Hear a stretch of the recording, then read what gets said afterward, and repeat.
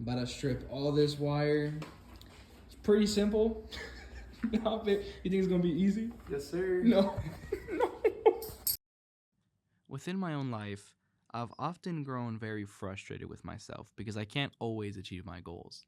And I always think to myself, it's so simple. Why can't I just do it? But recently I've come to realize that simple and easy are not the same thing.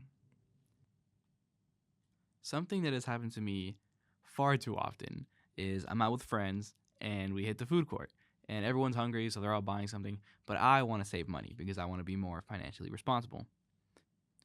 And it's honestly a pretty simple goal. I mean, my only win condition is just not buying anything.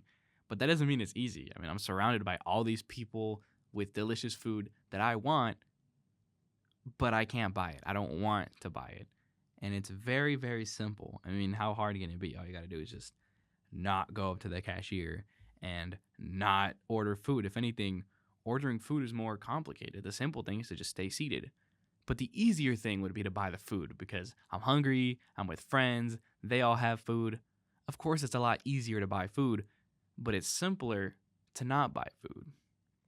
Simple doesn't mean easy.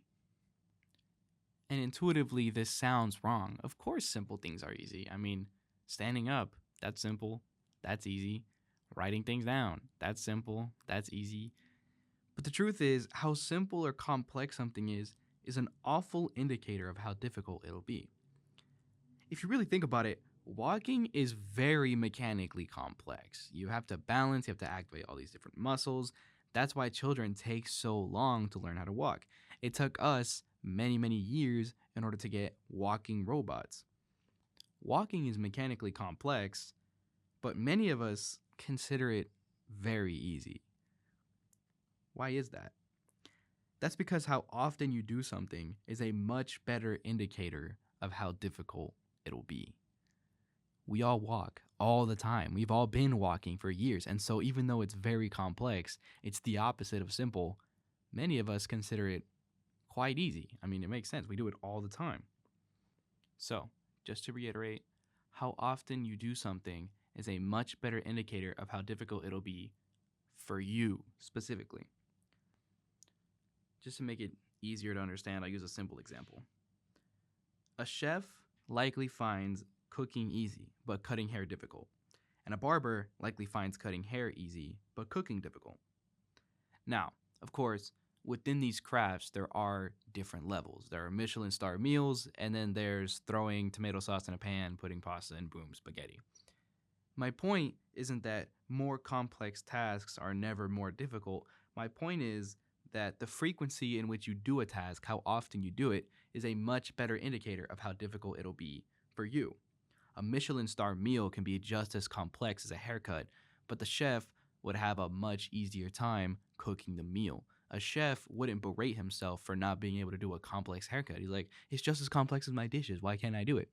Of course, I mean, when you put it like that, it sounds illogical. And so why are you beating yourself up for not being able to do a quote unquote simple thing, even though you've likely never done that thing before or never done it consistently? It just doesn't make any logical sense. Many of you already know this, but your body and mind adjust to the tasks that you do. Your body strengthens muscles that are used often, and your brain strengthens neural pathways that are used often. Your body weakens muscles that you never use, and your brain kills off pathways that you don't use. And so it is literally physiologically easier to do something that you do often. It's ingrained in your biology. Anyways, if you're only going to take away one thing from this video, let it be this. Next time you can't do a task, even though it seems easy because it's simple, don't beat yourself up. Complaining and whining won't do anything for you, won't do anything for anyone else. Instead, focus on what you can do and do it. Never think of the best thing you could do yourself. Don't think of the best case scenario. Think about the best that you can do, because the best that you can do is the best case scenario. You're doing the best that you can do. What more can you ask for? If you really want to clean your room, but you don't think you can clean the entire thing, just think, what can I do? Can I do my bed? If you can, then do it. If you can't, what can you do? Can you straighten your sheets? Can you pick up your socks?